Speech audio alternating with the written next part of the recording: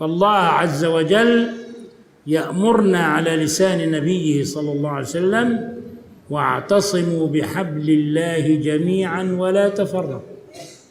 இந்த ஃபித்னாவின் ஆரம்ப ஃபித்னா யாருதுன்னு கேட்டா இந்த ராஃபிதாக்கள் செய்தது. சொல்ல போன ராஃபிதாக்களுக்கு பின்னாடிதான், ராஃபிதாக்களோடு கலந்து கட்டித்தான் ஹவாரிஜிகள் உருவாக்குறாங்க வரலாறுல. ஹவாரிஜிகள் ஆட்சி அதிகாரத்தை முன் வச்சு தாவாவை கட்டமைச்சு உஸ்மான் ரலியல்லாஹு அன்ஹுவுக்கு எதிராக மக்களுக்கு மத்தியில பொய்களையும் அவதூறுகளையும் பரப்பி உஸ்மான் ரலியல்லாஹு அன்ஹுடைய குறைகளை பெரிதுபடுத்தி காட்டி அதன் மூலமா மக்களை உசுப்பி அதன் மூலமா ஒரு கிளர்ச்சிய குருஜ வெளிப்படுத்தினாங்க. சரியா?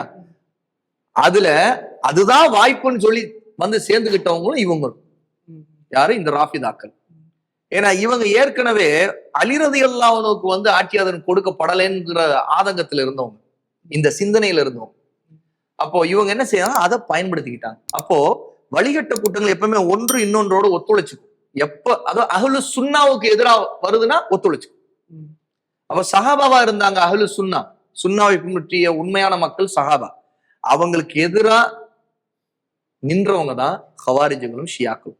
இந்த ஷியாக்கள் எப்படி சஹாபாவை விமர்சனம் செய்தாங்களோ, எப்படி சஹாபாக்களை முர்த்ததுங்கிற அளவுக்கு இன்னைக்கு பேசிட்டு இருக்காங்களோ, இதே கொள்கையை அப்படியே வார்த்தை மாறாம சொல்லிட்டு இருந்தோம் ஹவாரிஜிகள். சஹாபாக்களை காஃபிர்ங்கிற வரைக்கும். ஆமா, சஹாபாக்கள் காஃபிர்னு சொன்னாங்க ஹவாரிஜிகள். ஏன்னா இனில் ஹுக்மு இல்லா லில்லாஹ், அல்லாஹ்வுக்கே தவிர வேறு யாருக்கும் ஆட்சி அதிகாரம் இல்லை.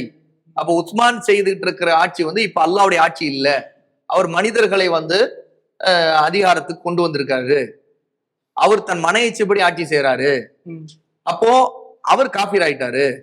அவருக்கு யாரெல்லாம் வாதம் செய்து அவரை பாதுகாக்கிறதுக்கு முன் நிக்கிறீங்களோ, யாரெல்லாம் வாய் திறக்கிற அவங்க எல்லாருமே காஃபிர்கள். ஏன்னா உஸ்மான் ரலியல்லாஹு அன்ஹுடைய ஆட்சி, குலஃபா ராஷிதுடைய ஆட்சி, சஹாபா எல்லாருமே அவங்க பக்கம் தான் இருந்தாங்க, ஒருத்தர் விடாம எல்லாரும் இருந்தாங்க. அப்படியே அதுக்கு எதிர்த்தரப்புல ஹவாரிஜிகள் இருந்தாங்க. இவங்கள ஒருத்தர் கூட சஹாபி இல்லை. இதுதான் ஹக்கையும் பாத்தினை பிரிச்சு காட்டுறது. அல்லாஹ் தஆலா என்ன சொல்றான்? யா அய்யுஹல்லதீன ஆமனூ கூனூ மஅஸ் ஸாதிகீன்.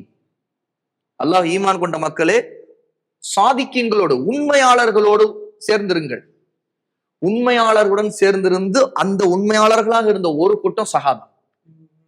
இவர்களோடு சேர்ந்திருக்க மாட்டோம் அப்படின்னு சொல்லிட்டு விலகின்றவங்க ஹவாரிஜிகள். இதே மாதிரிதான் ஷியாக்கள்.